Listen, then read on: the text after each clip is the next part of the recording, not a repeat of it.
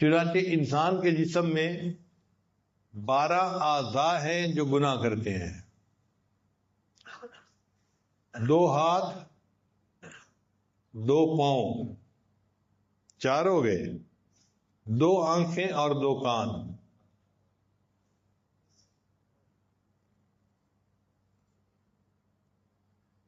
تو یہ کتنے ہو گئے؟ 8 ہو گئے. اور 4 اعضاء اور ہیں، دماغ، زبان، دل اور شرمگاہ. تو کل اعضاء کتنے ہوئے؟ تو 12 اعضاء ہیں جو گناہ کرتے ہیں. اور اگر ہم کلمہ طیبہ کو دیکھیں تو لا الہ الا اللہ کے 12 حروف بنتے ہیں. 2 حرف لا کے، 3 حرف الہ کے، تو 5 ہو گئے. اور اللہ کے پھر 3 حرف ہو گئے، تو 5 اور 3 8. اور اللہ کے 4 حرف ہوتے ہیں، 8 اور 4 12. تو 12 حروف لا الہ الا اللہ کے اور 12 اعضاء ہیں جو گناہ کرتے ہیں. لہذا جو بندہ لا الہ الا اللہ کی کثرت کرے گا، اللہ 12 اعضاء سے کیے ہوئے گناہوں کو معاف فرما دے گے. بعض علماء نے لکھا کہ نہیں، سال کے 12 مہینے ہوتے ہیں، لہذا جو بندہ لا الہ الا اللہ کا ذکر کثرت کے ساتھ کرتا ہے، اللہ تعالیٰ پورے سال میں کیے ہوئے گناہوں کو معاف فرما دیتے ہیں. بعض علماء نے لکھا کہ جہنم کے 7 دروازے ہیں، لہا 7 ابواب قرآن مجید میں ہے. اور کلمے کے بھی 7 الفاظ ہیں، لا الہ الا اللہ 4 لفظ یہ ہو گئے، محمد الرسول اللہ 3 یہ ہو گئے، 4 اور 3. تو جو بندہ لا الہ الا اللہ محمد الرسول اللہ پڑھ لے گا تو ان 7 الفاظ کے بدلے اللہ اس کے لیے 7 جنت کے دروازوں کو کھول دیں گے اور جہنم کے 7 دروازوں کو بند فرما دیں گے.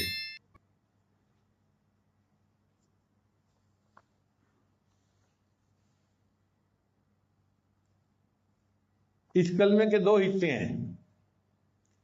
لا الہ الا اللہ یہ توحید کا پیغام ہے، اور محمد الرسول اللہ اس میں رسالت کا مضمون ہے. لا الہ الا اللہ کو کہتے ہیں نفی اثبات. نفی کہتے ہیں انکار کرنے کو، اور اثبات کہتے ہیں تصدیق کرنے کو، مان لینے کو. تو نفی اثبات کیوں کہتے ہیں؟ کہ لا الہ نفی ہے اور الا اللہ اثبات ہے. تو لا الہ الا اللہ نفی اثبات بن گیا. اس کا مقصد یہ کہ اے لوگو، مخلوق سے کٹو، اللہ سے جڑو، پھر اللہ کی نسبت سے مخلوق کے ساتھ جڑو. کہ تم مخلوق سے تعلق توڑو، اللہ سے جوڑو.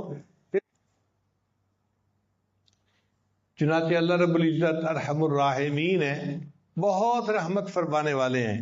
جو بندہ اللہ سے جڑے گا پھر اللہ تعالیٰ اس پر اپنی خصوصی رحمتیں نازل فرمائیں گے. اور نبی علیہ الصلوۃ والسلام کو اللہ نے رحمت للعالمین فرمایا ہے کہ جہانوں کے لیے اللہ نے ان کو رحمت بنا کر بھیجا. اسی کو کسی شاعر نے کہا، خدایا تو کریمی ہو رسول تو کریم. اے اللہ آپ تو کریم ہیں اور آپ کے رسول بھی کریم ہیں.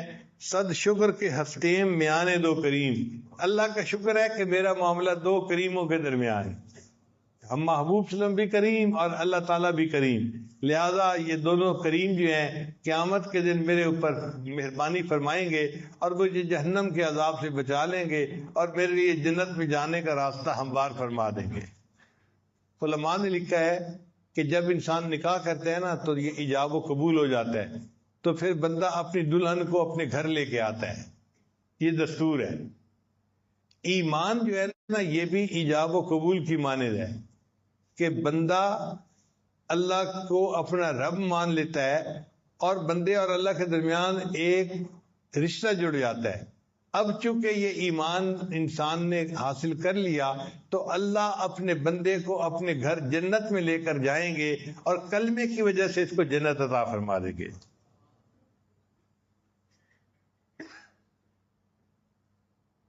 اللہ تعالیٰ بہت کریم ہے، بندے کے گناہوں کو معاف کرنے والے ہیں. میاں محمد بخش رحمت اللہ فرماتے ہیں، ایک گناہ میرا ماں پہ ویکھے تو دیوین دیس نکالا. کہ ماں باپ میرے ایک گناہ کو دیکھتے ہیں تو گھر سے ہی نکال دیتے ہیں بندے کو کہ تو نے یہ گناہ کیوں کیا.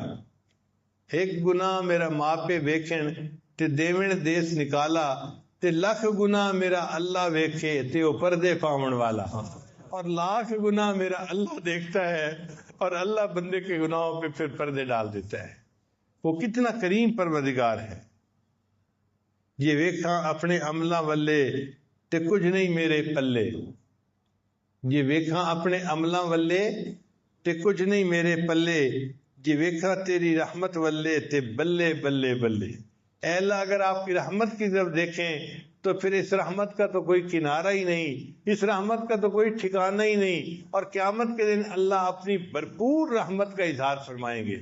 وَقَانَ بِالْمُؤْمِنِينَ رَحِيمًا، قرآن مجید میں اللہ فرماتے ہیں اللہ تعالیٰ قیامت کے دن پوری رحمت کے ساتھ بندوں پر توجہ فرمائیں گے اور ان کے گناہوں کو معاف فرما دیں گے۔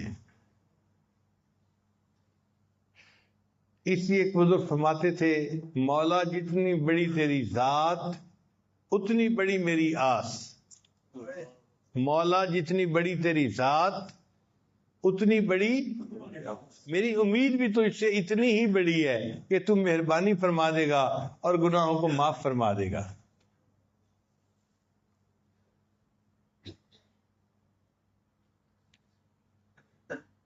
کہتے ہیں کہ حضرت شیخ عبد القادر جیلانی رحمۃ اللہ علیہ نے مسجد میں درس دینا شروع کیا تو انہوں نے اللہ کی رحمت کا مضمون بیان کیا، کرتے کرتے کرتے 18 سال گزر گئے، یعنی پورے 18 سال روزانہ اللہ کی رحمت کا مضمون بیان کرتے۔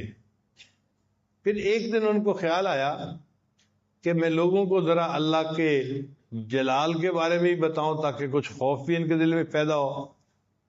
چنانچہ ایک دن انہوں نے اللہ کے جلال کے اوپر بیان کیا، وہ مضمون ایسا تھا کہ لوگوں کا رو رو کے حال برا ہو گیا، کئی بے ہوش بھی ہو گئے اور کچھ تو ایسے تھے کہ جو فوت ہی ہو گئے اللہ کے جلال کی باتیں سن کے۔ تو اللہ تعالیٰ نے شیخ عبدالقادر جیلانی کو الہام فرمایا کہ عبدالقادر جیلانی تو لوگوں کے سامنے میرے جلال کا تذکرہ کرتا ہے، تو عرض کیا یا اللہ میں نے ان کے سامنے 18 سال تیری رحمت کا تذکرہ کیا، تو اللہ نے فرمایا اچھا پھر 18 سال میں میری رحمت ختم ہو گئی تھی کیا؟ 18 سال میں میری رحمت ختم ہو گئی تھی جو تو نے میرے جلال کا تذکرہ کرنا شروع کر دیا۔ اللہ کی رحمت کے کیا کہنے کہ وہ سارے انسانوں کے گناہوں کو اپنی رحمت سے معاف کر دیں، تو اللہ تعالیٰ کی رحمت میں سے کچھ حصہ ختم ہی نہیں ہوتا۔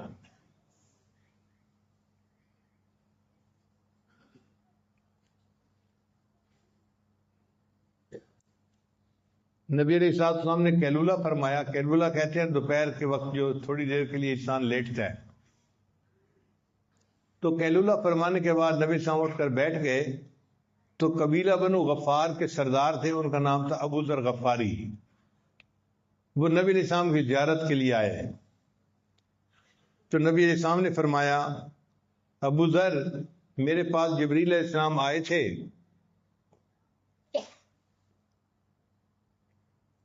اور انہوں نے مجھے یہ بتلایا کہ جو شخص لا الہ الا اللہ محمد رسول اللہ پڑھے گا پھر اسی عقیدے پر وہ زندہ رہے گا حتیٰ کہ اس کو موت آ جائے گی تو اللہ تعالیٰ اس کلمہ پڑھنے کی وجہ سے اس کو جنت عطا فرما دیں گے۔ تو ابو ذر اللہ نے پوچھا اے اللہ کے نبی صلی اللہ علیہ وسلم اگرچہ اس نے زنا کیا ہو اور چوری کی ہو؟ تو نبی صاحب نے فرمایا ہاں اگرچہ اس نے زنا کیا ہو یا چوری کی ہو، اگر کلمے پر پکا رہا اللہ اس کو جنت عطا فرمائیں گے۔ انہوں نے دوسری دفعہ پوچھا، تیسری دفعہ پوچھا، چوتھی دفعہ پوچھا اے اللہ کے نبی صلی اللہ علیہ وسلم اگرچہ اس نے زنا کیا اور چوری کی ہوگی پھر بھی جنت میں جائے گا؟ تو چوتھی بار نبی صاحب نے فرمایا ہاں وہ کلمہ پڑھنے کی وجہ سے جنت میں جائے گا اگرچہ ابو ذر کی ناک آلود ہوتی رہے، قیامت کے دن جنت عطا فرمائیں گے اور اس کے سب گناہوں کو معاف فرما دیں گے۔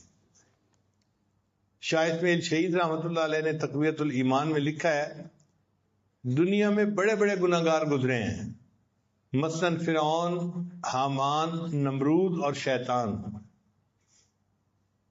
اگر کوئی شخص ساری دنیا کے گناہ کرے مگر توحید پر قائم رہے تو اس کے سب گناہوں کی بخشش پھر بھی ممکن ہے۔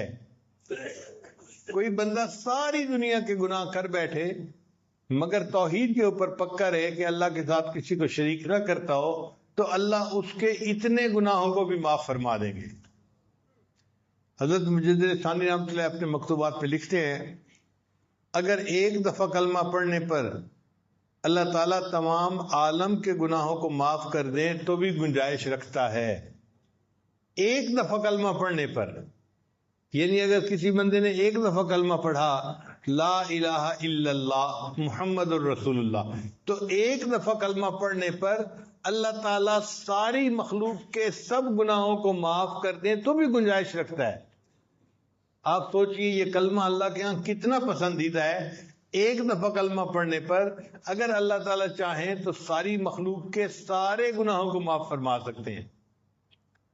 تو بھئی ہمیں تو چاہیے کہ ہمیں جو ٹائم بھی ملے ہم تنہائی میں بیٹھ کے لا الہ الا اللہ لا الہ الا اللہ اس کی ضربے لگایا کریں، تاکہ اس کے بدلے اللہ ہمارے گناہوں کو معاف فرما دے اور ہمیں بھی اپنے مقبول بندوں کی فہرست میں شامل فرمائے۔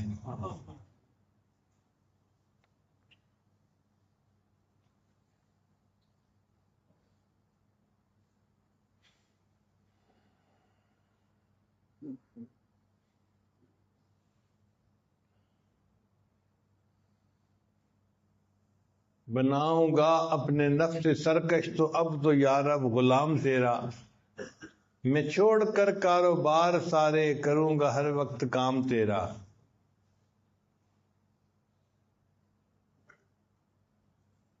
کیا کروں گا بس اب الہی ذکر ہی صبح و شام تیرا۔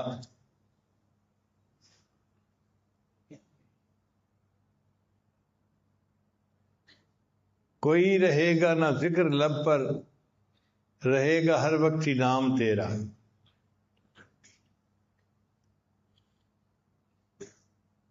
بتان دلبر تو سینکڑوں ہے مگر کوئی با وفا نہیں ہے۔ بتان دلبر تو سینکڑوں ہیں مگر کوئی با وفا نہیں ہے۔ ودود اور لائق محبت فقط ہے تو دوسرا نہیں ہے۔ کوئی تیرے ذکر کے برابر مزے کی شے اے خدا نہیں ہے۔ مزے کی چیزیں تو ہیں ہزاروں کسی میں ایسا مزہ نہیں ہے۔ اب تو رہے گا تادم آخر ورد زباں اے میرے الہ لا الہ الا اللہ لا الہ الا اللہ۔ رہا میں دن رات غفلتوں میں ابس یوں ہی زندگی گزاری۔ کیا نہ کچھ کام آخرت کا کٹی گناہوں میں عمر ساری۔